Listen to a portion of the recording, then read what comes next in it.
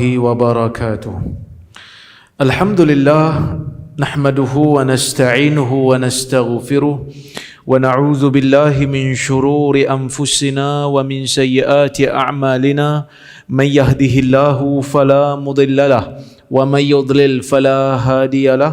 أشهد أن لا إله إلا الله وحده لا شريك له وأشهد أن محمدا عبده ورسوله. اللهم صل وسلم على محمد وعلى آله وصحبه أجمعين. يا أيها الذين آمنوا اتقوا الله حق تقاته ولا تموتن إلا وأنتم مسلمون. يا أيها الناس اتقوا ربكم الذي خلقكم من نفس واحدة وخلق منها زوجها وبث منهما رجالا كثيرا ونساء واتقوا الله الذي تساءلون به والأرحام إن الله كان عليكم رقيبا. يا أيها الذين آمنوا اتقوا الله وقولوا قولا سديدا يصلح لكم أعمالكم ويغفر لكم ذنوبكم ومن يطع الله ورسوله فقد فاز فوزا عظيما. فإن أصدق الحديث كتاب الله وخير الهدي هدي محمد وشر الأمور محدثاتها وكل محدثة بدعة وكل بدعة ضلالة. أما بعد.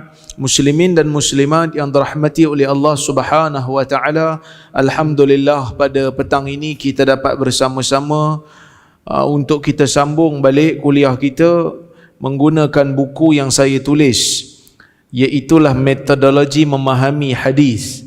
Cuma kita terpaksa menumpang di masjid ini sebab saya dekat dengan pejabat saya dan juga disebabkan oleh kerana Masjid Batu Lima tu tak sesuai untuk diadakan kuliah petang. Sebab kuliah petang ni kalau di sana tu aircon tak ada, jadi dia panas kan. Jadi kita jalan juga kuliah, jadi kita cuma ubah lokasi je lah. Jadi saya terima kasih banyak-banyak lah pada ahli jurutankuasa masjid yang sudi memberikan kita kesempatan. Masjid ni cantik, kiri kanan belakang laut kan. Masya Allah, ini view yang sangat cantik lah. Mudah-mudahan tuan-tuan semangat lah nak berkuliah petang-petang ni. Saya faham kan Ustaz kata tuan-tuan, saya yang nak berkuliah ni pun layu juga ni kan, bulan Ramadan kan. Jadi mudah-mudahan ini dianggap sebagai ibadah untuk kita. Baik, kita sambung perbincangan kita. Saya lupa nak alu-alukan juga yang hadir melalui online ni. Di Kuala Lumpur pun kawan-kawan dok ikut kuliah kita ni. Kita sambung balik. Kita insya-Allah akan sambung hari ni muka surat 28, iaitu kita membicarakan berkenaan dengan faedah memahami hadis berdasarkan bahasa Arab. Nabi SAW tu orang Arab kan, Nabi tu orang Arab. Jadi sebab itu hadis, bila kita nak faham, kena faham hadis ikut cara orang Arab faham. Dia macam apa? Saya mula-mula sampai kat Perlis ni pun ada jugalah beberapa perkataan yang saya kena tanya orang Perlis. Orang Perlis ni perkataan ni makna apa orang Perlis? Kan? Kan kadang-kadang bila dia orang tulis tu ada benda yang saya macam tak faham, macam GENA. Saya tak tahu nak baca macam mana. Saya tanya orang Perlis lah, Gena kan? Gena tu maksudnya macam mana kan? Jadi saya tak tahu, saya kena tanya orang Perlis. Sebab yang tulis tu orang Perlis. Jadi saya kena faham macam mana orang Perlis faham. Saya tak boleh faham macam mana orang Perak faham. Saya orang Perak kan? Saya tak boleh faham macam tu sebab yang tulis tu orang Perlis. Jadi saya kena faham kot cara orang Perlis. Saya pergi tanya orang Perlis, apa maksud gena? Dia kata gena tak ada Ustaz, Gena ada. Jadi macam tu jugalah Nabi SAW yang orang Arab, berbangsa Arab. Jadi nak faham hadis mesti faham kok bahasa Arab. Sebelum ni kita faham hadis berdasarkan Quran, kerana Quran tu asal. Kerana Nabi SAW tidak boleh menyebutkan sesuatu perkataan ataupun sesuatu ajaran yang menyanggahi Quran. Sebab Nabi SAW faham Quran. Nabi SAW hafal Quran. Nabi SAW disuruh untuk mengamalkan Quran.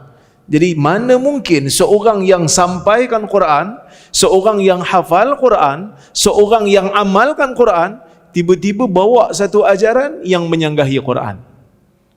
Maka Nabi SAW, bangsa Arab, diutuskan dalam masyarakat Arab. Jadi bila kita nak faham hadis, mesti faham kod bahasa Arab. Jadi apa faedah bila kita faham hadis kod bahasa Arab?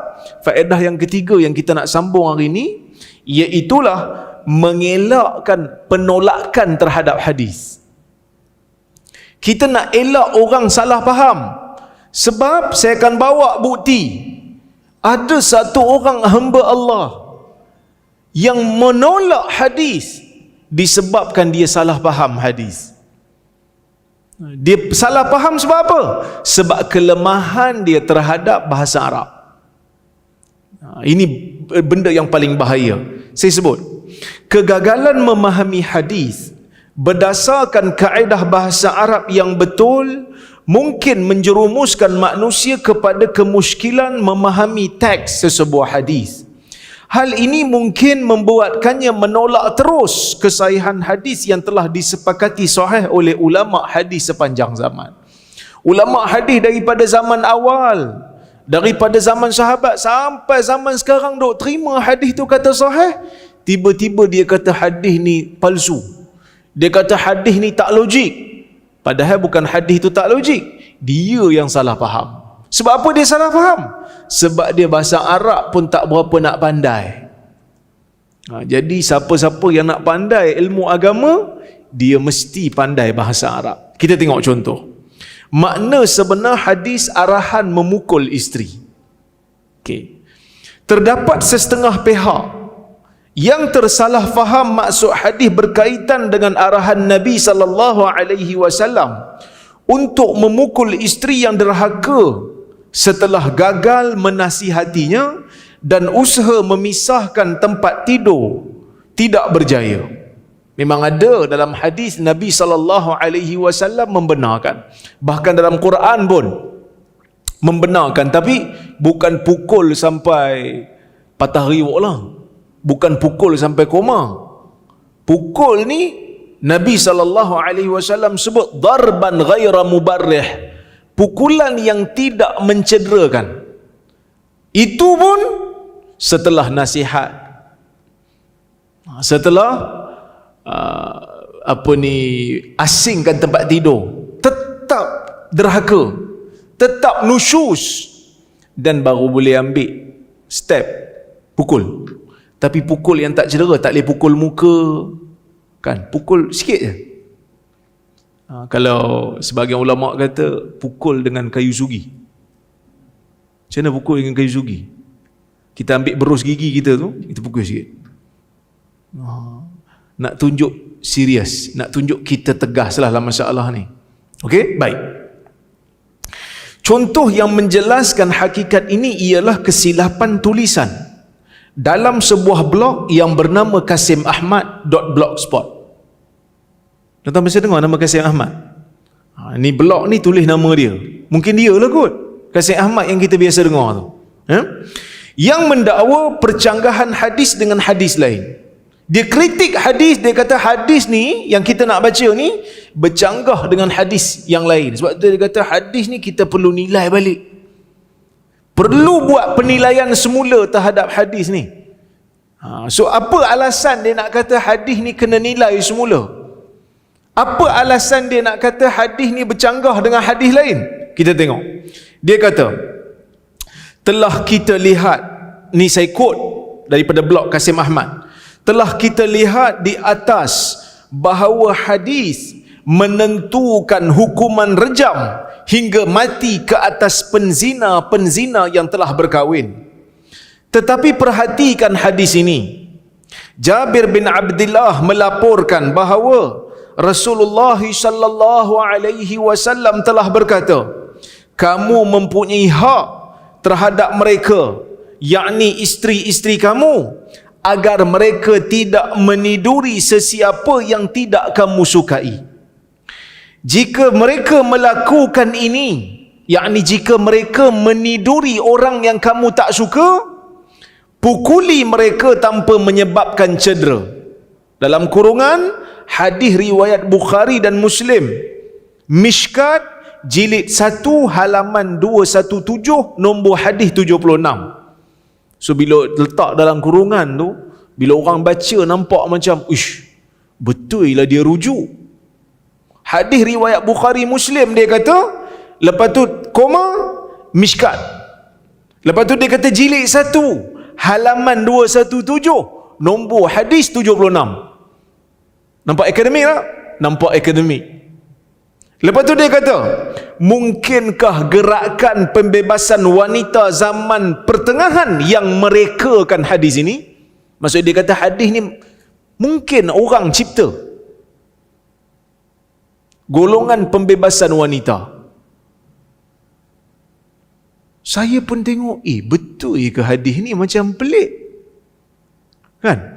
Takkanlah Nabi SAW sebut perkataan ni. Saya pun pergi cek dalam Bukhari dan Muslim.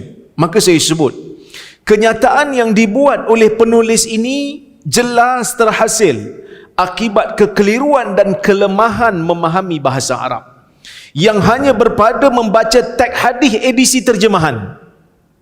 Mungkin dia baca tu, dia tak baca teks asal, dia baca version terjemahan, translation, bukan dia baca rujukan asal. Ini sangat bahaya. Bila kita nak baca rujukan asli yang kita baca tak memadai dengan baca terjemahan. Terjemahan bolehlah untuk orang awam, tapi bila you nak tolak sesebuah hadis, tak boleh berpada hanya sekadar baca terjemahan, kerana takut orang yang terjemah tu silap terjemah. Okey. Pemahaman yang sebenarnya adalah seperti berikut. Tengok. Hadis yang dia maksudkan tu, yang dia quote tu, sebenarnya bukan macam tu lafaz dia. Saya bawa lafaz yang asal. Saya kata, walakum, ni hadis Nabi, walakum alaihinna alla yuti'na furushakum ahadan takrahuna fa in fa'alna dhalik fadribuhunna darban ghaira mubarrih. Dalam hadis ni hadis riwayat Muslim, Nabi kata walakum alaihinna, dan bagi kamu suami-suami, alaihinna terhadap mereka, yakni terhadap isteri-isteri, alla yuti'na furushakum, supaya mana-mana isteri tidak melakukan yuti'na furushakum. Perkataan ni lah yang dia kata hak suami terhadap isteri, isteri tak boleh tiduri mana-mana lelaki yang suami tak suka. Sebab dia nampak perkataan yuti'na furushakum. Yuti'na furushakum, dia nampak perkataan waw, ta, hamzah. Dalam bahasa Jawi lama, kalau tuan-tuan biasa mengaji kitab munakahat, dia ada satu istilah yang dipanggil sebagai watik syubhah. Apa itu watik syubhah? Watik syubhah ni persetubuhan disebabkan syubhah. Watik tu maksudnya persetubuhan. Wata'a, persetubuhan. Okey. Jadi bila dia tengok ada perkataan yuti'na furushakum, dia kata ini mungkin maksudnya meniduri. Orang yang terjemah hadis ni. Jadi Kasim Ahmad yang tulis benda ni, berkemungkinan dia ambil versi terjemahan tu, penterjemah salah faham, dia tolak hadis disebabkan dia tengok versi yang terjemahan yang salah. Mungkin dia baca salah, mungkin dia tengok terjemahan salah. Mungkin ada dua kemungkinan. Dia pun, penulis ni pun, kalau betul Kasim Ahmad yang kita kenal tu, dia pun dah meninggal dunia dah. Ada dua je kemungkinan. Mungkin dia sendiri salah faham, dia tengok kamus wata'a, bersetubuh. Mungkin juga dia cek versi terjemahan, penterjemah salah terjemah. Okey, saya urai, saya kata beliau menterjemahkan maksud hadis, kamu mempunyai hak terhadap mereka, yakni isteri kamu, agar mereka tidak meniduri.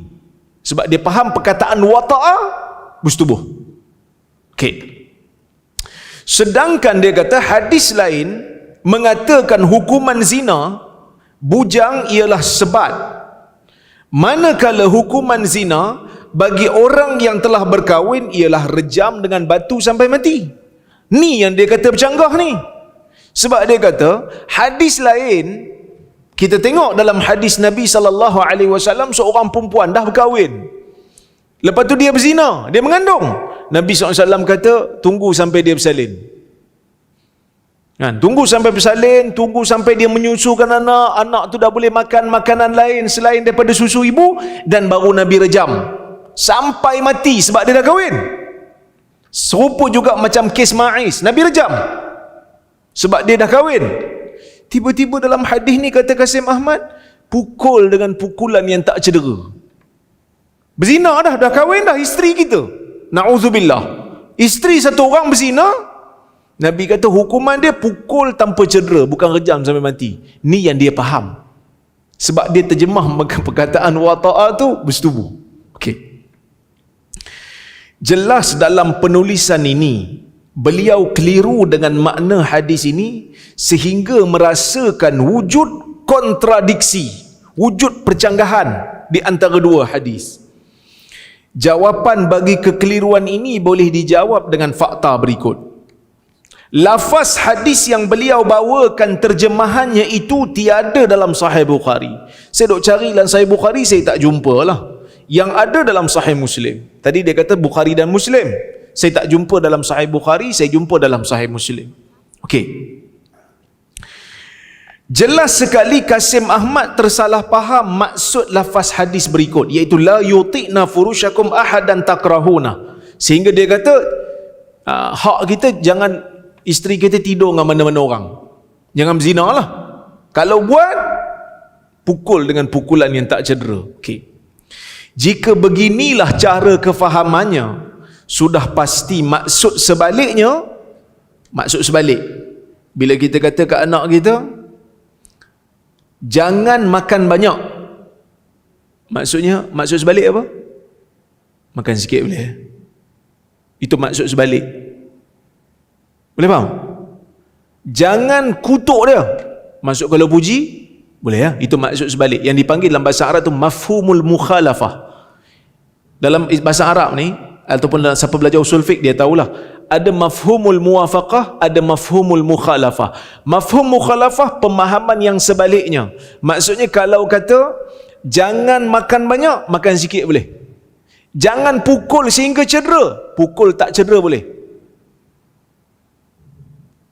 Dia ada satu lagi mafhumul muwafaqah, pemahaman yang selari. Bila Allah Ta'ala kata wala taqul lahuma uff, kamu jangan sebut kat mak ayah perkataan uff. Sebut pun tak boleh. Kalau pukul lagi lah tak boleh. Itu mafhumul muwafaqah. Jangan pukul sehingga, jangan pukul walaupun tak cedera.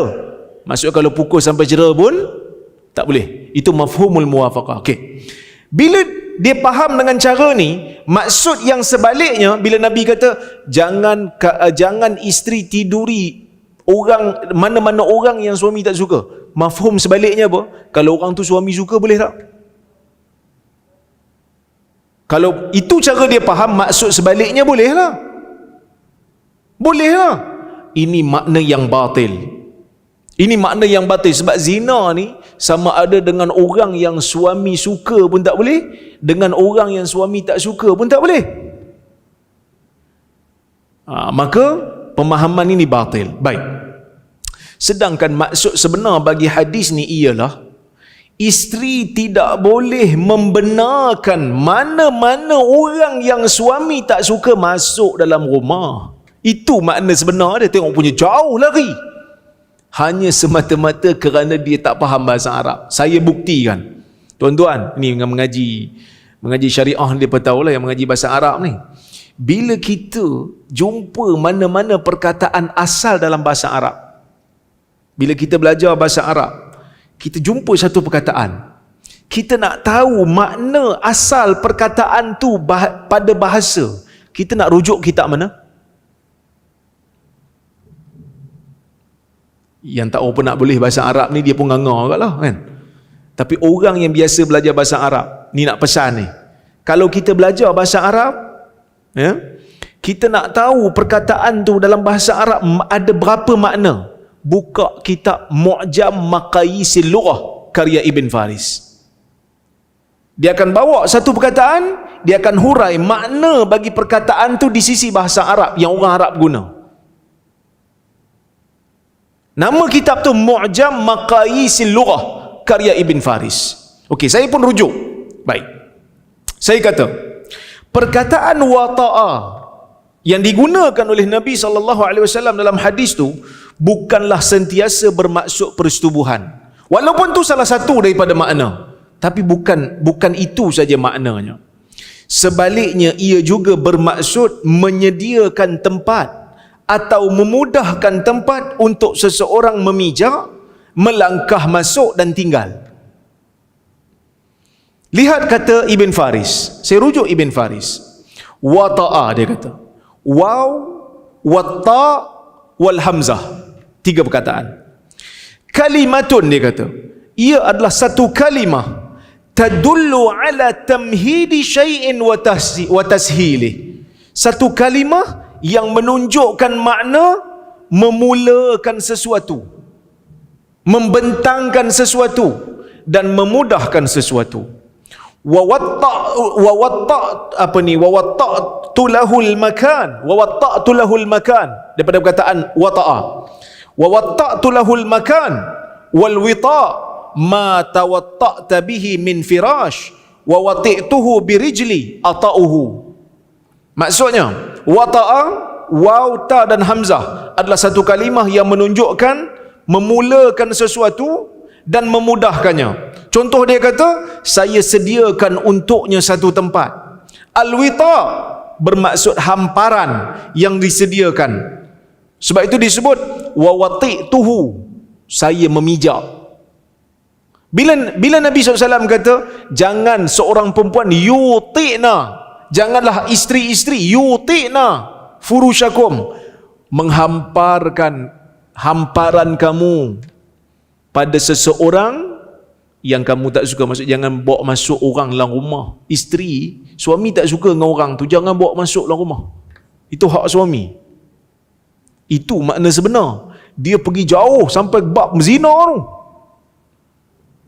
So macam mana dia boleh salah faham ni? Sebab dia tak pandai bahasa Arab. Dia faham hadis ni tak ikut kaedah bahasa Arab. So jauh lari, Justru maksud sebenar hadis ni, jangan isteri membenarkan seseorang yang kamu tidak sukai masuk ke dalam rumah kamu. Jika perkataan wata'a tidak boleh dimaknakan selain persetubuhan, adakah kitab Muwatta' Imam Malik perlu dimaknakan dengan kitab yang telah disetubuhi? Imam Malik ada satu kitab nama dia Muwatta', juga daripada perkataan yang sama. Wata'a, Muwatta' Malik. Kenapa kitab Imam Muwatta' dipanggil Muwatta'? Kitab Imam Malik itu dipanggil Muwatta' kerana kitab itu Imam Malik tulis dengan susunan yang mudah untuk orang rujuk. Ada 2 makna. Pertama, mudah orang rujuk sebab Imam Malik susun hadis ikut bab. Yang mana ulama-ulama sebelum tu bila susun hadis, dia susun ikut nama sahabat.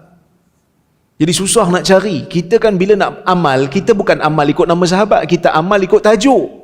Hadis salat, bab salat. Hadis puasa, bab puasa. Jadi kalau tengok kitab-kitab sebelum daripada zaman Imam Malik, kita akan dapati kitab-kitab sebelum itu menyusun hadis ikut nama sahabat. Jadi payah, susah kita nak rujuk. Jadi Imam Malik susun balik ikut bab, jadi senang nak rujuk. Ada juga yang kata Muwatta' ni dengan makna orang sepakat. Sebab dikatakan ulama-ulama di Madinah, muhaddisin, bersepakat mengatakan kitab itu sahih. Iaitu mereka bersepakat dengan perkataan tawata'a. Sebab itu siapa yang belajar ilmu hadis, dia kata apa? Hadis mutawatir, dia kata hadis mutawatir ma rawahu jam'un an jam'in yastahilu 'adatan tawatuhum 'ala al-kadhib. Hadis yang bilangannya ramai meriwayatkan daripada yang ramai sehingga akal kata pada adatnya mustahil mereka berpakat-pakat untuk berbohong. Tawatuk maksud berpakat, saling duduk setempat, pijak sama-sama satu tempat. Kitab Muwatta itu juga dikatakan diambil daripada perkataan yang sama, iaitu kitab yang disepakati ataupun kitab yang dimudahkan urusan merujuknya. Baik.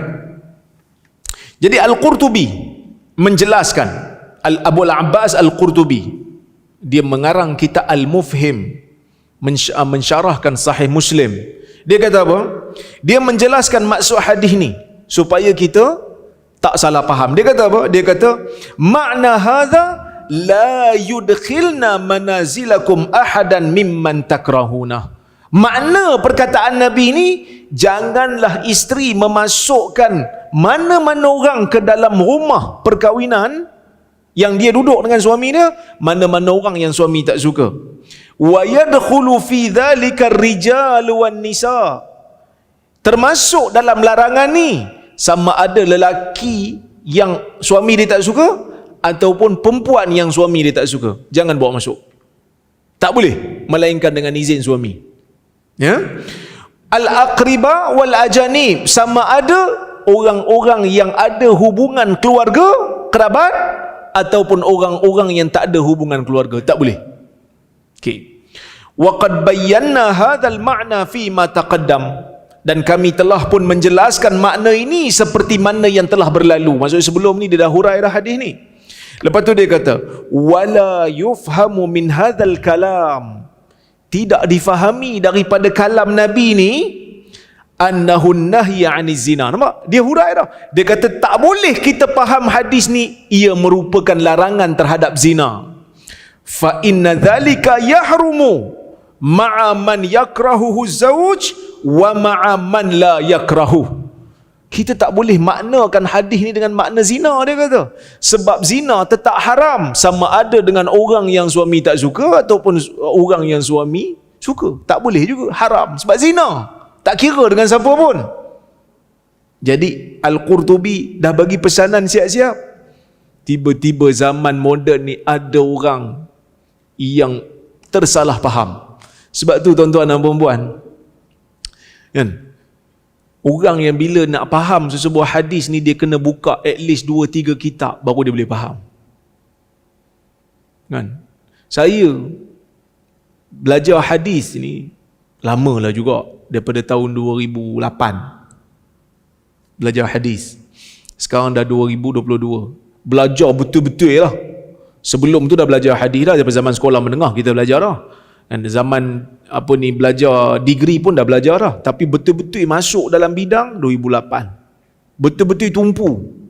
Tapi bila nak mengajar kuliah, bila saya nak mengajar kuliah, saya akan buka kitab-kitab syuruh. Saya tak buat pandai sendiri. Takut-takut. Kadang-kadang ada satu hadis tu saya duk pening. Apa maksud hadis ni? Sebab kita bukan orang Arab.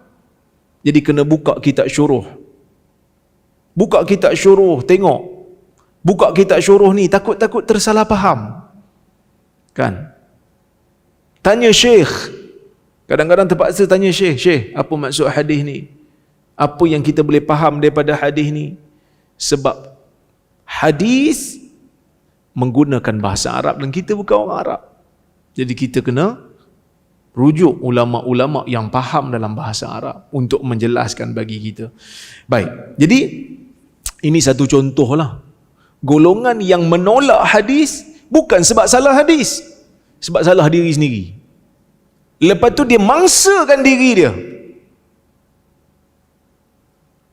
Nabi masuk benda lain, dia dok faham benda lain. Lepas tu dia kata hadis tak boleh pakai. Hadis ni tak boleh pakai. Hadis ni bercanggah dengan hadis lain. Sedangkan dia yang tak faham. Okey, itu faedah nombor 3 lah. Okey? Baik. Kita masuk kepada disiplin nak faham hadis berdasarkan bahasa Arab. Yang pertama, kita meraihkan khilaf ahli bahasa. Kerana kadang-kadang ahli bahasa ni pun ada berbeza pendapat menentukan sesuatu makna. Perkataan yang digunakan oleh Nabi SAW. Okey, contohnya perkataan al-ba'ah dalam hadis. Nabi SAW bersabda dalam hadis riwayat Ibnu Mas'ud. Nabi kata, "Man istata'al ba'ah falyatazawwaj fa innahu aghaddu lil basar wa ahsanu lil farj wa man lam yastati' fa alayhi bis-shaum fa innahu lahu waja." Hadis Bukhari. Ada sebahagian riwayat sebut, "Ya ma'asyaras syabab, man istata'a minkumul ba'ah falyatazawwaj."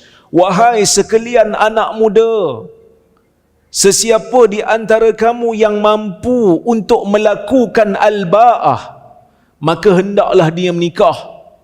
Siapa yang tak mampu, maka hendaklah dia berpuasa, kerana di dalam puasa itu ada penawar. Okey. Apa maksud ba'ah?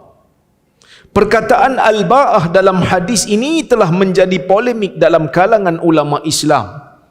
Kerana perkataan al-ba'ah tidak begitu jelas untuk mentafsirkan hadis di atas.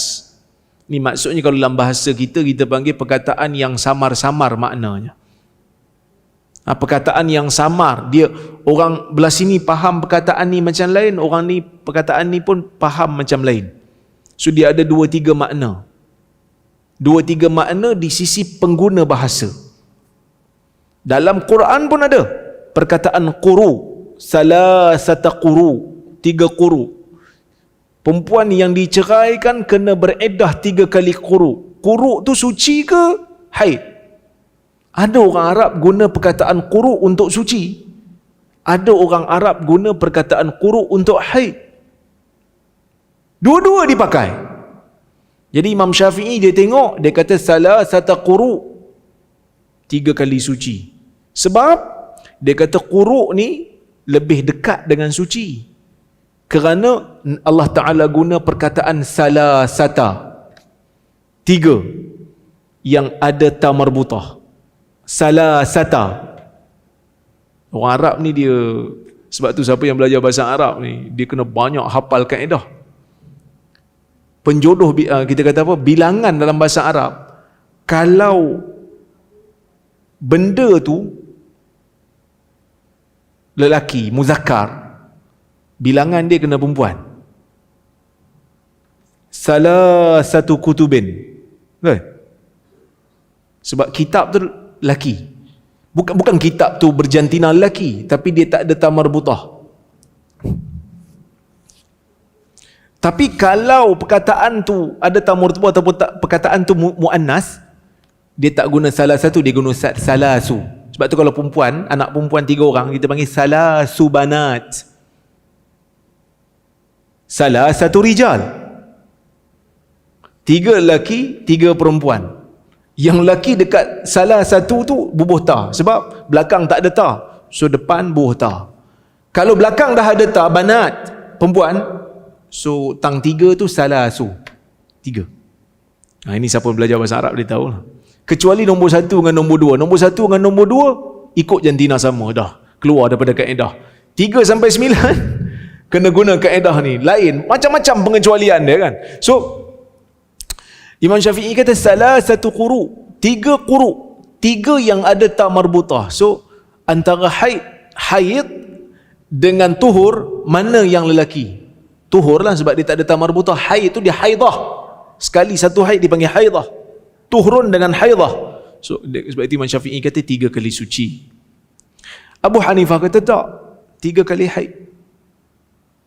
Sebab ta marbutah tu bukan merujuk kepada suci, dia merujuk kepada haid, quru dalam perkataan tu. So itu dalam Quran. Dalam hadis pun sama, ada juga perkataan yang orang Arab guna, satu perkataan orang Arab guna untuk 2-3 makna. Okey, kita tengok. Al-ba'ah dalam bahasa Arab mempunyai beberapa maksud. Yang pertama, Ibn Manzur dan Murtada Az-Zabidi, ini duduk orang bahasa Arab. Dia kata ba'ah bermaksud nikah dan perkahwinan. Manakala Khalil Al-Farahidi dan juga Ibn Faris mengatakan ba'ah bermaksud rumah dan tempat tinggal. Jadi kalau kita tengok dua-dua makna ni bercanggah lah, kan? Dua-dua makna ni macam Jauh sikit lah. Yang pertama kata menikah. So kalau kita faham makna menikah, Nabi maksudkan, wahai anak-anak muda, siapa yang mampu menikah, siapa yang ada kemampuan untuk bersetubuh, pergilah nikah. Siapa yang tak mampu, puasa. Pasal apa kena menikah? Fa innahu aghaddu lil basar wa ahsanu lil farj. Kerana nikah ni akan menyebabkan mata akan tertunduk, tak tengok dah orang lain, dan akan menyebabkan kemaluan itu terpelihara daripada zina. Okey, itu kalau kita maknakan dengan makna pertama yang ditafsirkan oleh Ibn Mandur dan juga Murtada Az-Zabidi. Tapi kalau kita tengok Khalil Al-Farahidi dan juga Ibn Faris, dia kata ba'ah ni tempat tinggal. Sebab itu dalam hadis lain Nabi kata apa? Nabi SAW bersabda, Nabi kata, man kadzaba alayya muta'ammidan falyatabawwa maq'adahu minan nar. Daripada perkataan ba'ah, falyatabawwa, siapa yang berdusta atas nama aku dengan sengaja, persiapkan tempat tinggalnya di dalam neraka. Falyatabawwa, daripada perkataan ba'ah. Okey, kedua-dua pandangan ini jika diperhatikan tidak memberi makna yang konklusif kepada hadis di atas. Dia tak bagi satu perkataan mana satu yang betul ini, kan? Oleh kerana itulah ulama hadis dan fiqh berbeza pendapat tentang maksud hadis ni kepada pandangan yang berbeza. Ada tiga pandangan. Pandangan pertama, dia kata al-ba'ah bermaksud persetubuhan. Maka hadis ni maksudnya siapa yang mempunyai kemampuan untuk bersetubuh maka kahwin. Jika tidak mampu maka berpuasa. Kalau tak mampu maka hendaklah berpuasa. Kemampuan bersetubuh dalam hadis ini bermaksud kemampuan bersetubuh yang dibenarkan oleh syarak, iaitu dengan kewujudan kemampuan menanggung nafkah keluarga. Siapa yang ada nafkah, dia boleh tanggung anak orang, bagi nafkah, dia mampu bersetubuh, pergi kahwin. Itu makna yang pertama. Sebab dia faham makna ba'ah tu bersetubuh. Pendapat yang kedua, dia kata al-ba'ah bermaksud perbelanjaan rumah tangga. Mengikut tafsiran ini, hadis ini bermaksud siapa yang mempunyai kemampuan berbelanja untuk nafkah seusai pernikahan maka nikahlah. Manakala sesiapa yang tidak mempunyai kemampuan itu, maka hendaklah dia berpuasa. Katalah dia mampu nak beli rumah, dia mampu nak bagi nafkah pada isteri, pergi kahwin. Kalau tak mampu, pergi puasa, dia kata. Ya, ini kerana orang yang tidak mampu berjima tidak perlu berpuasa. Kalau ikut pendapat ni, dia kata, buat apa kita nak maksudkan dengan makna mampu bersetubuh? Sebab Nabi kata kalau tak mampu ba'ah, puasa. Kalau kita maknakan dengan kemampuan bersetubuh, Nabi kata siapa yang tak mampu, yakni tak mampu bersetubuh, tak ada kekuatan tu, pergi puasa. Tak payah puasa, memang tak mampu. Nak buat apa puasa? Sebab Nabi kata puasa tu untuk melemahkan keinginan untuk bersetubuh tu. So kalau ikut pandangan kedua ni, dia kata tak, maksud ba'ah tu kemampuan berumah tangga, iaitu kemampuan dari sudut fizikal, kewangan, mampu adakan rumah, boleh bagi nafkah, boleh bagi makan kat anak orang. Okey, pandangan ketiga, kedua-dua makna iaitu persetubuhan dan perbelanjaan nikah dimaksudkan dalam hadis. Ibn Hajar dalam Fathul Bari, dia kata dua-dua sekali. Senang. Kemampuan bersetubuh pun dia, kemampuan rumah pun dia. Dia kata dua-dua boleh dimaknakan dengan hadis ni. Sebab apa? Sebab dia meraihkan khilaf ahli bahasa. Daripada penelitian, saya kata, tidak dinafikan bahawa pandangan ketiga ini lebih tepat kerana ia selari dengan makna bahasa bagi al-ba'ah. Kerana ba'ah memang makna dua-dua. So kenapa kita nak hadkan dengan satu makna? Ibn Hajar mengatakan mengikut tafsiran ini, maksud hadis ni merangkumi dua golongan. Ibn Hajar kata kalau kita faham hadis ni dengan dua-dua makna perkataan dalam bahasa Arab, dua-dua termasuk, dua golongan yang akan termasuk. Yang pertama, golongan yang mampu bersetubuh tetapi tidak mampu menyediakan perbelanjaan nafkah, maka hendaklah berpuasa untuk memutuskan syahwatnya. Golongan yang kedua, golongan yang tak mampu bersetubuh atas sebab kesihatan, maka teruskan berpuasa. Sebab apa? Sebab umur muda berkemungkinan syahwat tu akan muncul walaupun kemampuan tak ada. Boleh jadi juga Nabi suruh banyak berpuasa sebab nak suruh dia ibadat lah. Sebab nikah ni ibadah. Nikah kan sunnah. Dah dia tak mampu nak menikah kan, pergilah puasa. Mungkin juga kemungkinan yang ketiga, dia dah tak mampu menikah,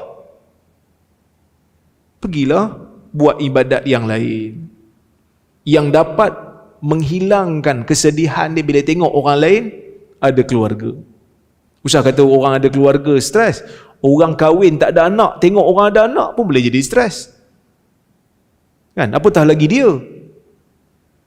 Bila dia pergi tengok orang kawan-kawan dia semua dah ada keluarga, dah ada anak-anak, dia masih lagi belum jumpa calon. Sebab apa? Sebab dia tak mampu. Stres juga dia, pergi puasa. Kerana dalam puasa tu berkemungkinan akan dapat menghilangkan, sebab dia rasa aku pun ada ibadat yang aku buat juga. Sebab menikah ni pahala disebabkan kita mengamalkan sunnah Nabi SAW. Ihsan kepada isteri, bagi makan pada isteri, bagi makan pada anak-anak, itu semua dianggap sebagai ibadah. Sehingga kan Nabi SAW menyebutkan wa fi bud'i ahadikum sadaqah. Kan dalam hadis Abu Dhar,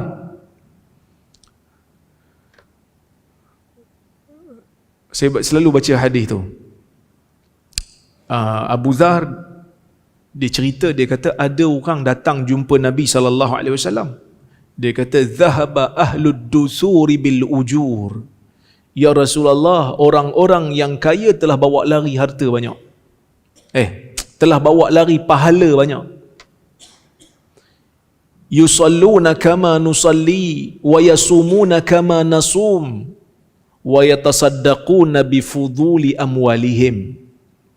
Mereka salat seperti mana kami salat. Mereka berpuasa seperti mana kami berpuasa. Ni orang miskin mengadu kat Nabi ni. Dia kata orang kaya dah bawa lari pahala banyak. Macam mana dia bawa lari? Yusalluna kama nusalli. Mereka bersalat seperti mana kami bersalat. Wa yasumuna kama nasum, dan mereka berpuasa seperti mana kami berpuasa. Cuma ada satu benda yang mereka buat kami tak boleh. Wa yatasaddaquna bifuduli amwalihim. Mereka bersedekah dengan lebihan harta yang mereka ada. Yang ni orang miskin tak boleh nak tiru. Maka Nabi SAW bersabda, Nabi kata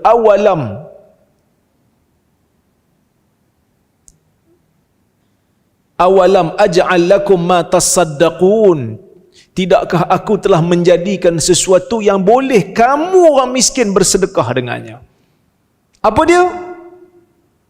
Fa inna bikulli tasbihatin sadaqah, wa bikulli tahmidatin sadaqah, wa bikulli takbiratin sadaqah, wa bikulli tahlilatin sadaqah, wa amrin bil ma'rufi sadaqah, wa nahyin 'anil munkari sadaqah, wa fi bud'i ahadikum sadaqah.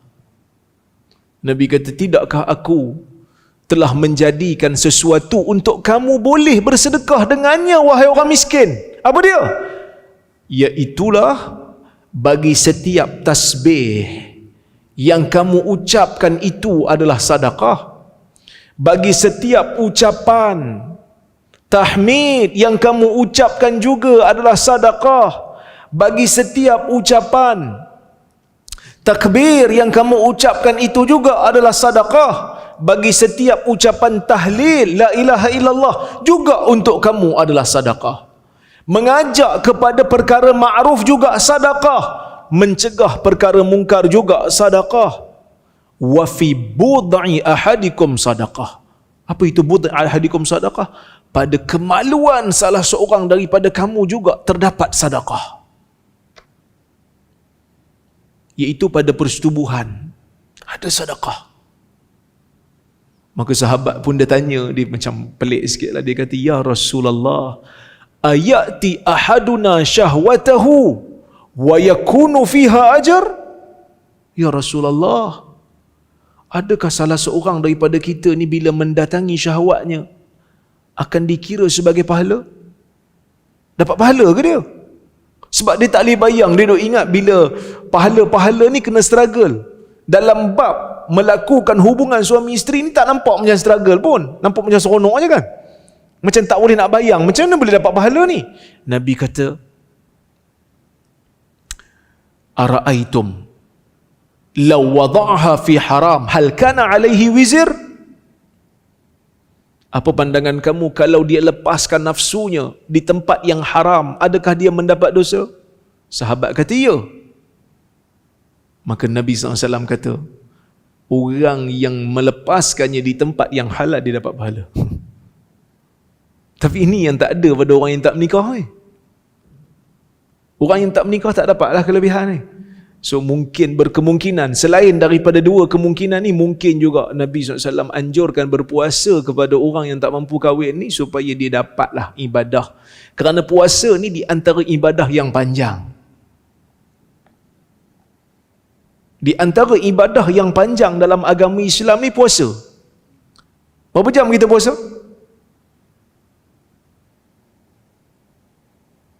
13 jam kan?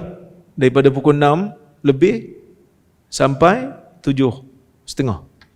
So 13 jam. 13 jam kita ibadat. Kalau solat tu dia 5 minit je. Zakat ataupun sedekah pun sekejap je. Tapi puasa ni 13 jam. Di antara ibadah yang panjang. Ada tak ibadat yang lagi panjang pada puasa? Ada? Apa? Tidak. Dahsyat kalau tidak boleh jadi ibadah.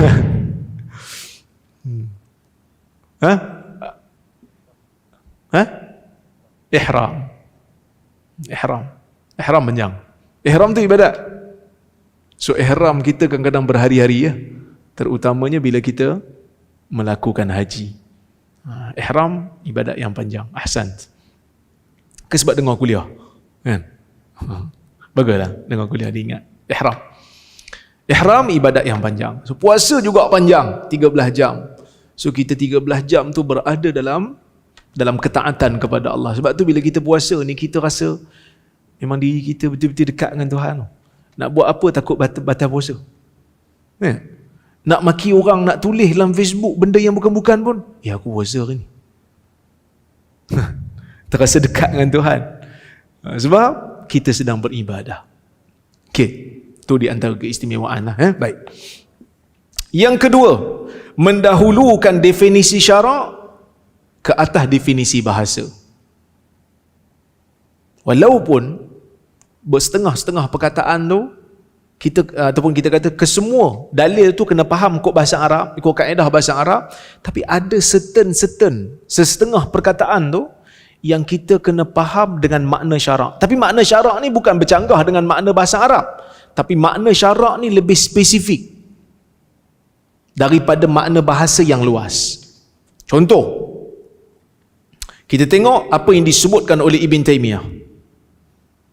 Saya sebut di situ, saya kata, tidak dinafikan bahawa Quran diturunkan oleh Allah dalam bahasa Arab dan sunnah juga dituturkan oleh Nabi SAW dalam bahasa Arab.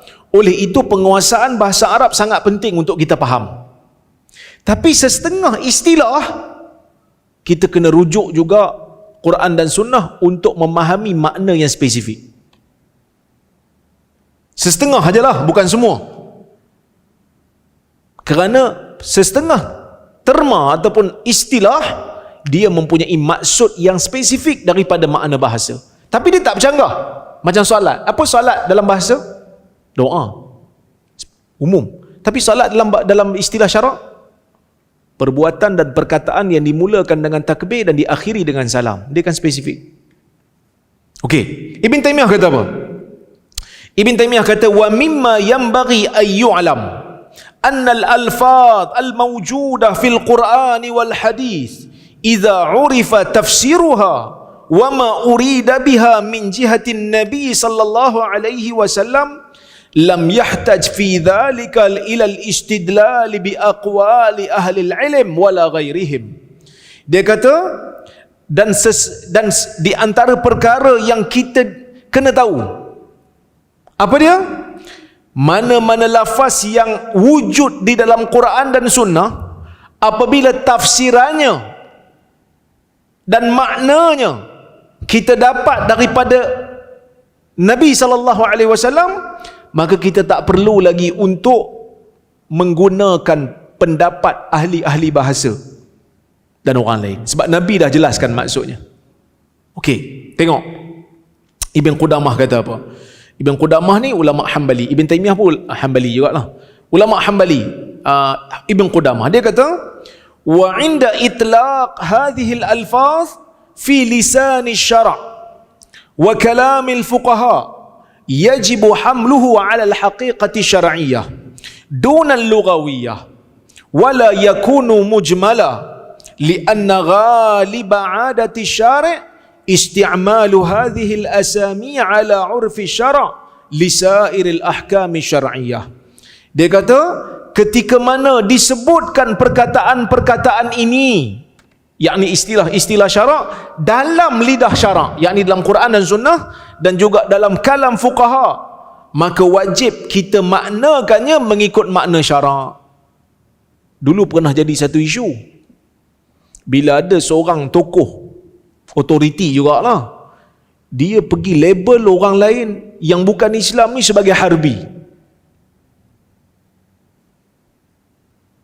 Sebahagian daripada ahli-ahli agamawan ni tegurlah, mana boleh kata harbi. Hang nak lawan dengan dia, hang lawan lah. Tapi jangan kata harbi. Kita pun tak suka dengan dia, tapi nak kata harbi tak boleh. Sebab harbi ni dia ada istilah yang khusus. Apa maksud harbi? Harbi ni maksud darah halal, harta pun halal. Boleh bunuh dia, boleh ambil harta dia anytime. Jadi bila dia kata satu puak ni harbi, kita bantah lah. Bila kita bantah, orang kata kita Wahabi pula. Tak hormat otoriti. Kita kata bukan masalah tu, masalah ni bahaya ni. Bila kata harbi aja maka boleh bunuh. Bila kata harbi aja maka boleh ambil harta. Lepas tu dia kata kat kita, saya tak maksud macam tu.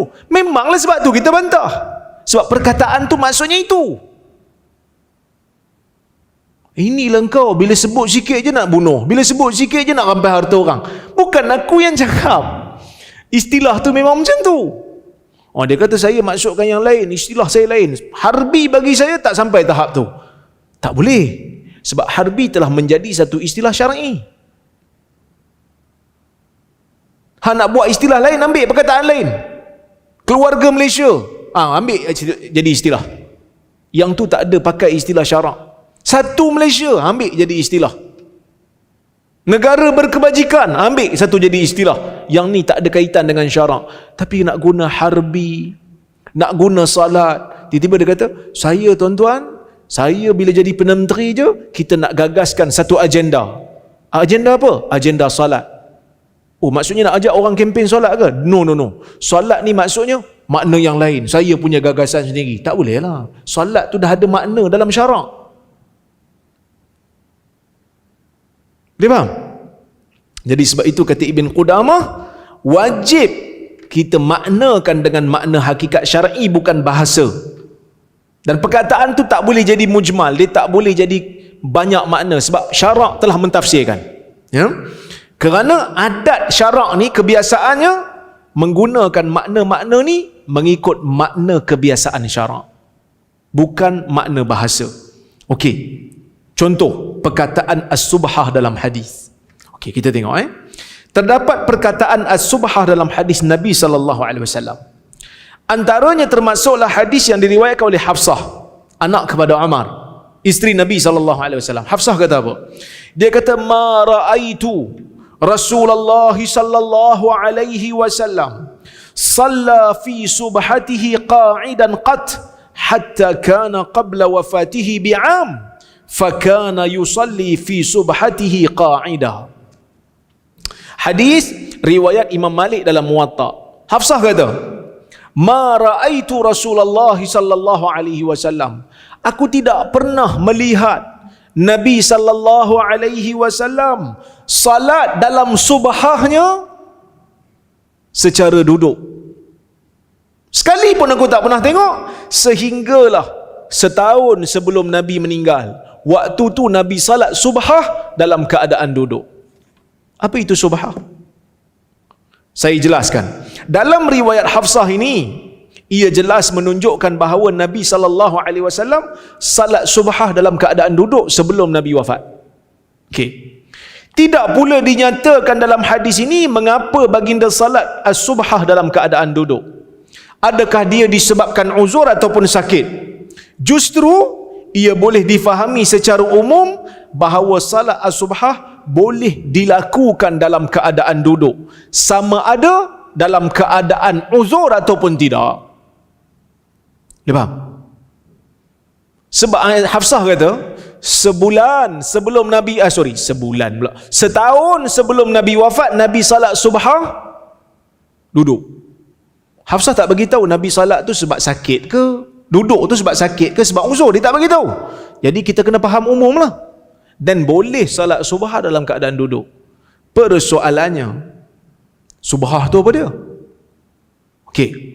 Jika salat ni boleh dilakukan secara duduk dalam setiap keadaan, adakah ia bermakna semua salat boleh dilakukan secara duduk walaupun tak ada keuzuran? Jawapan bagi persoalan ni boleh dijawab dengan makna perkataan, dengan melihat kepada makna subhah. Makna perkataan subhah dalam bahasa Arab merangkumi salat kesemuanya. Semua jenis salat masuk subhah. Tapi jangan balik dulu. Jangan tidur dulu, dengar betul-betul. Tapi dari sudut istilah syarak, subhah bermaksud solat sunat sahaja. Saya sebut, jawapan bagi persoalan ni boleh dijawab dengan melihat makna as-subhah yang terdapat dalam hadis ini. Dari sudut bahasa Arab, subhah bermakna salat. Ia merangkumi salat fardu dan salat sunat. Tetapi dalam istilah syarak, as-subhah bermaksud salat sunat. Maka jika dilihat dari definisi syarak, hanya salat sunat aja yang boleh dilakukan dalam keadaan duduk kalau tak ada uzur. Boleh. Kalau ada uzur, lagilah boleh. Salat sunat. Salat fardu tak boleh. Salat fardu kalau tak uzur, tak boleh duduk. Kalau siapa salat duduk dalam keadaan tidak ada keuzuran, maka salatnya terbatal. Okey. Tengok. Ibn Abdul Bar, seorang ulama dalam mazhab Maliki, berasal daripada Andalus. Dia kata apa? Dia kata, وَقَدْ يَحْتَمِلْ فِي اللُّغَةِ أَنْ تَكُونَ الصُّبْحَ إِسْمًا لِجِسْمِ الصَّلَاةِ كُلَّهَا أو كُلِّهَا نَافِلَةٍ وَغَيْرِهَا وَفِي اللُّغَةِ أَنَّ الصَّلَاةَ أَصْلُهَا الدُّعَاء لَكِنَّ الْأَسْمَاءَ الشَّرْعِيَّةَ أَوْلَى لِأَنَّهَا قَاضِيَةٌ عَلَى اللُّغَوِيَّةِ. Dia kata berkemungkinan pada bahasa maksud subhah ni satu nama untuk semua jenis salat, sama ada salat sunat ataupun salat wajib. Itu dari sudut bahasa. Kerana pada bahasa maksud salat tu doa. Tetapi nama-nama syar'i lebih utama. Kerana makna syar'i itu telah mengeluarkan makna salat fardu daripada subhah itu. So subhah maksudnya salat sunat. Jadi orang yang salat sunat tak ada uzur pun dia boleh salat duduk. Tak ada uzur pun boleh salat, tapi pahalanya separuh. Orang yang sihat solat sunat dia duduk, pahalanya separuh. Ini disebutkan dalam hadis Nabi SAW. Tapi kalau orang tu dia sakit, dia tak boleh bangun, dia salat dalam keadaan duduk, salat pula salat fardu dan salat sunat, pahala separuh tak? Tak. Dia sakit, dia sakit, pahala penuh. Ya. Ini dalam hadis Nabi SAW. Nabi SAW kata, saya lupa dah hadis tu, idza maradal abd aw safar kutiba lahu minal ajr ma kana ya'malu sahihan muqima Atau kama qala. Nabi kata apabila seorang hamba itu sakit ataupun bermusafir, akan ditulis pahalanya sama seperti mana dia beramal dalam keadaan sihat dan bermukim. Maksudnya kalau dia sakit, dia solat duduk, pahalanya penuh. Tapi kalau dia sihat, dia solat sunat duduk, pahalanya separuh. Sebab tu jangan terkejutlah kalau semayang kat masjid, imam baca panjang sangat, dia kata saya nak duduk je lah. Kan? Makmum duduk. Boleh. Tapi pahala separuh. Wallahu ta'ala a'lam bishawab. InsyaAllah kita sambung pada kuliah yang akan datang jika ada kesempatan. Ada soalan?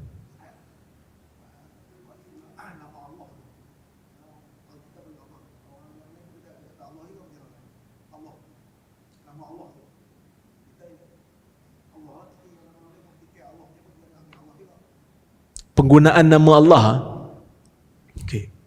Penggunaan nama Allah ini memang jadi polemik lah. Dia polemik di Malaysia ni sebab dikatakan orang yang nak guna nama Allah daripada kalangan orang bukan Islam tu dia ada agenda lain selain daripada hanya sekadar nak guna. Tapi penggunaan itu bagi orang bukan Islam, kalau tuan-tuan pergi tengok dekat luar, pergi negara Arab umpamanya, memang orang yang bukan Islam, Kristian Arab pun, dalam dia punya Bible memang dia tulis Allah. Memang pun dia kata Isa tu anak Allah, sebab tu dia jadi kafir. Kalau dia kata Isa tu anak benda lain, tak jadi kafir lah dia. Sebab yang tak ada anak ni cuma Allah je. Kalau dia kata Isa anak Maryam, salah tak? Betul lah. Okay. Masalahnya adalah apabila mereka ini mensyirikkan Allah. Mereka nak sembah Allah, tapi mereka guna perantaraan. Ma na'buduhum illa liyuqarribuna ilallahi zulfa. Kan? Kami tak sembah berhala ni, melainkan berhala ni akan dekatkan diri kami pada Allah. So sebenarnya dari sudut penggunaan itu, bukan salah penggunaan, salah dari sudut akidah. Mereka menjadi kafir bukan sebab mereka sebut, tapi sebab mereka salah dalam beribadah. Maksud tauhid uluhiyah mereka tu salah. Okey, jadi makna jadi sudut penggunaan tu no problem. Kerana mereka telah buat satu kesalahan yang lebih besar, iaitu mereka sembah benda lain dan menganggap benda tu boleh mendekatkan diri mereka pada Allah. Dan mereka menganggap malaikat tu anak perempuan Allah. Itu yang salahnya. Dan mereka mengatakan, kalau Kristian mereka mengatakan Isa tu anak Allah. Itu yang salahnya. Salah bukan dari sudut sebutan, salah dari sudut kepercayaan. Kerana telah menyandarkan sesuatu pada Allah, benda yang bukan sifat Allah. Sebab tu kita orang Islam ni, kita tak sifatkan Allah melainkan apa yang Allah Ta'ala telah sifatkan diri dia dalam Quran, dan apa yang Nabi bagi tahu ini sifat Allah dalam hadis. Sebab tu nama-nama Allah tu pun tauqifi. Nama Allah tu pun mesti datang daripada Quran, mesti datang daripada sunnah. Sebab tu kita dok bantah bila orang kata hu tu nama Allah. Hu bukan nama Allah. Hu tu kata ganti nama. Boleh jadi merujuk kepada Allah, boleh merujuk kepada benda lain. Dalam Quran Allah Ta'ala sebut perkataan huwa ni banyak tempat. Qul huwa adha.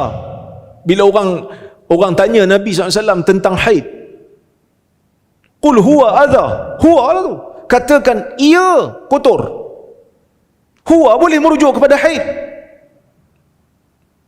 Jadi sebab itu kita bantah, sebab nama Allah mesti datang dalam Quran dan mesti datang dalam sunnah.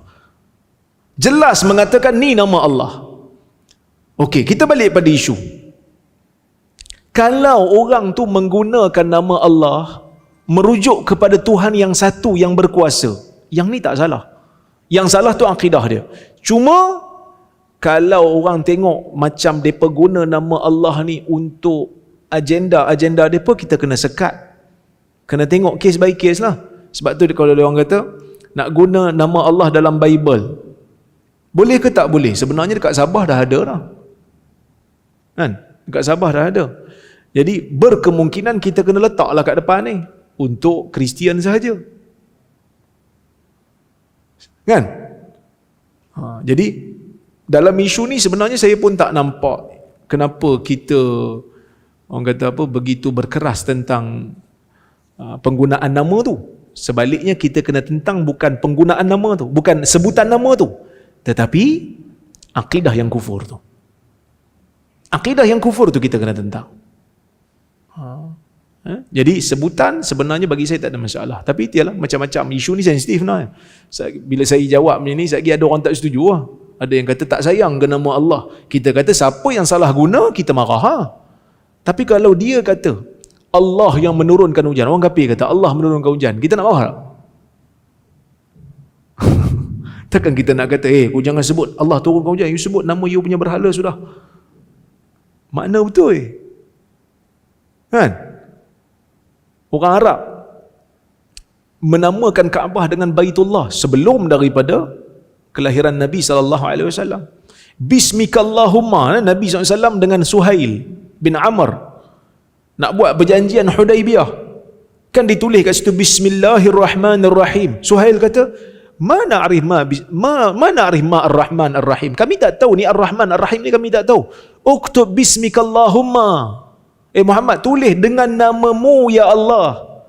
Perjanjian di antara Nabi dengan orang Quraisy yang belum Islam pada masa itu juga menggunakan nama Allah, bismikallahumma, dengan namamu wahai Tuhan. Jadi itu pun menjadi polemik jugalah, kita kena tengok balik. Tapi ada juga yang bisik-bisik kat saya, dia kata isu ni ustaz, isu kita nak sekat orang bukan Islam daripada berdakwah kepada orang Islam, takut mereka mengelirukan. Mungkinlah sebab kita pun dah menyusahkan dakwah ni. Nak dakwah pun kena ada tauliah. Sedangkan orang tu memang bertauliah, memang layak untuk terima, tak mau bagi. Kan? Saya kat sini bebas sikit lah kan. Saya dekat negeri Perak, saya tak boleh. Nak kuliah aja masuk dalam bilik, kunci bilik. Kuliahlah dalam bilik sempit. Kat sini bebas sikit kan. Telefon je mana-mana masjid nak pergi. InsyaAllah orang bagi ruang. Boleh lah. Kita nak orang nak berdakwah pun tak boleh, susah. Jadi susah. Nak pergi negeri ni kena minta tauliah. Nak pergi ni 14 tauliah kena minta untuk ceramah 14 negeri. Padri kena tauliah tak? Padri tak perlu. Dia boleh masuk mana-mana gereja. Bukan saya marah tauliah tu. Tauliah tu kena ada untuk kawal. Tapi cara kita urus tu. Sebab tu di Perlis, dulu saya pernah jadi AJK tauliah ni. Sekejap. Saya ingat dalam setahun lebih. Tapi saya sekejap je lah. Sebab saya pun tak berkenan masa tu. Sebab saya duduk luar kan. Jadi pengurusi tauliah, mufti kita, dia siap bagi tahu. Dia kata kita setiap kali mesyuarat ni, kalau ada calon-calon kita nak bagi tauliah tanpa dia minta, kita rasa dia ada kemampuan, dia ada ilmu, kita bagi. Kita bagilah. Orang-orang yang memang ada kemampuan, yang memang terkenal, yang memang ada kelulusan elok, takkan nak tunggu dia minta, kita bagi. Kita bagi Maulana Asri, kita bagi Maulana Fakhr Razi, kita bagi. Sebab kita tahu dia orang ni orang yang dah belajar lama dah. Dah ada anak murid ramai dah, menulis buku banyak. Depa ni jadi pakar rujuk pada pegawai-pegawai JAKIM tu. Macam Maulana Asri ni. Kita bagi ya. Kan? Jadi tak perlu tunggu orang minta. Tapi kalau orang yang kita tak kenal, kita minta. Kita tanyalah sikit dan kita mudahkan urusan. Kita bagi. Ni kadang-kadang nak kena renew lah macam-macam. Jadi orang kata apa?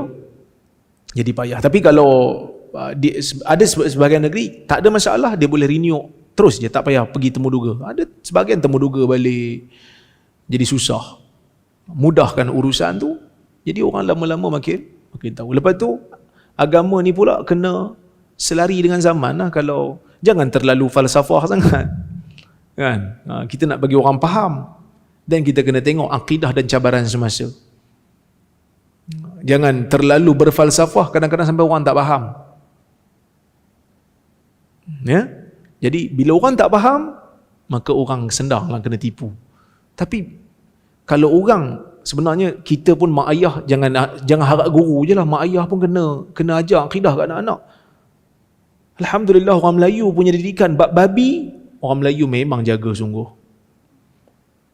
Sampai sotong ring tu pun dikata babi. Nampak macam, dia kata, dubur babi. saya pergi dekat Borong Din, saya duk tengok, besar nampak sotong ni, dia ring tu kan, yang dia siap potong. Satu orang makcik dia kata, jangan beli, kata ni dubur babi ni. Saya macam, rupanya tengok dekat Facebook, rupanya memang viral benda tu. Babi orang Melayu berjaga. Kita kena jadikan syirik pun orang Melayu allergic. Macam mana orang Melayu allergic pada babi, jadikan rasuah orang Melayu allergic seperti mana orang Melayu allergic pada rasuah, seperti mana orang Melayu allergic pada babi. Kena bagi benda yang sama juga. Kita lah mama ayah ni kena jadi macam tu. Bagi anak-anak ni rasa bila bab syirik, bab kufur, bab tilik nasib, ini semua benda yang mengarut, tak ada kaitan dengan agama. Wallahu a'lam. Okey, tuan-tuan, terima kasih banyak pada semua yang hadir. Saya ucapkan terima kasih banyak. Wih, ni banyak soalan ni.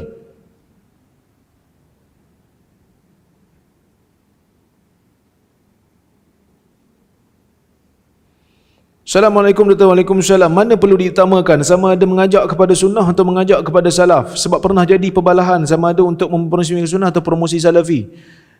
Sama je. Sebab salaf tu semua golongan yang terbaik. Pasal apa mereka terbaik? Sebab mereka berada di atas sunnah lah. Ma ana alaihi wa ashabi. Golongan tu lah yang terbaik. Mereka terbaik tu bukan sebab orangnya. Kalau zaman tu menjadi terbaik, dah tentulah Abu Jahal pun jadi baik sekali. Mereka jadi terbaik ni sebab mereka ikut sunnah. Sunnah dari sudut akhlaknya, sunnah dari sudut akidahnya, sunnah dari sudut syariahnya, semua sunnah. Nak jadi salafi, salafi kadang-kadang ada juga, salafi ni orang yang ikut salaf. Salafi ni kadang-kadang ada juga yang masalah akhlak tak ikut sunnah. Amalan sunnah dah, tapi mulut jahat. Ada juga. So ikut sunnah. Ikut salaf, ikut sunnah. Nak promosi macam mana? Promosi dua-dua pun tak apa. Kenapa nak promosi salah satu? Kita kena ikut salaf. Tapi ada juga benda yang kadang-kadang zaman salaf tak ada. Nak faham hadis berdasarkan fakta saintifik, zaman salaf tak ada. Kita nak ikut salaf pada akhlak, pada syariah, pada akidah, okey. Tapi pada ayat-ayat yang mengandungi mukjizat saintifik, salaf tak bincang. Dan kena tengok jugalah isu semasa. Jadi promosi sunnah pun okey, promosi salaf pun ikut keadaan. Tapi sebenarnya kedua-dua tidak bercanggah antara satu sama lain.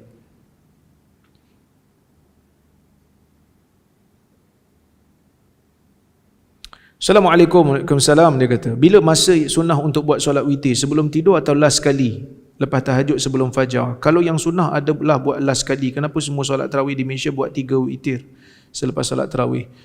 Baik, Nabi SAW menyebutkan, ij'alu akhir salatikum bilaili witra. Jadikan salat malam yang terakhir kamu adalah witir. Idza khashita subuh fa'autir biwahidah.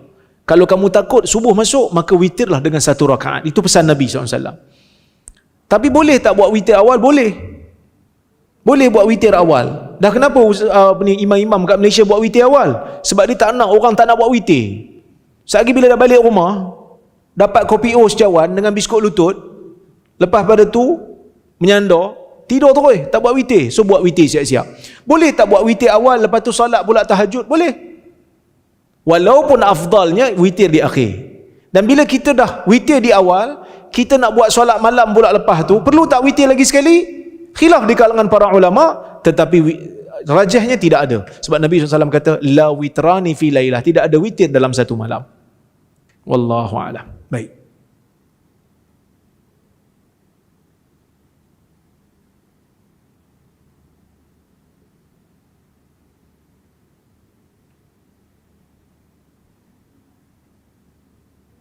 Banyak ni tuan-tuan, saya tak dapat jawab semua. Salam Dr. Waalaikumsalam. Pemahaman suatu perkataan dalam hadis dan Quran tidakkah dirujuk kepada pemakaian masyarakat di zaman Rasulullah berada, kerana itu konteks awal hadis dan Quran. Masyarakat masa itu yang menerima wahyu dan hadis secara langsung. Benar. Kita akan tengok nanti dalam bab memahami hadis berdasarkan kepada dimensi yang melingkarinya. Kita ada 4 dimensi, antara salah satunya dimensi masa, dimensi zaman. Perkataan tu di zaman Nabi SAW maksud apa? Itu lebih halus ataupun lebih spesifik dan lebih sempit perbahasannya daripada perbahasan bahasa. Wallahu a'lam. Itu je lah yang saya boleh jawab, insya-Allah pada waktu ini. Kita jumpa lagi pada masa akan datang. Maaflah banyak sangat soalan saya tak mampu nak jawab. Terima kasih kepada semua yang hadir. Terima kasih pada yang hadir di Zoom, yang hadir di Facebook, yang hadir di masjid. Terima kasih pada Global Ihsan yang menganjurkan kuliah dan juga masjid. EJK Masjid, saya ucapkan terima kasih banyak. Aqulu qawli hadza wa astaghfirullahal azim li wa lakum. Assalamualaikum warahmatullahi wabarakatuh.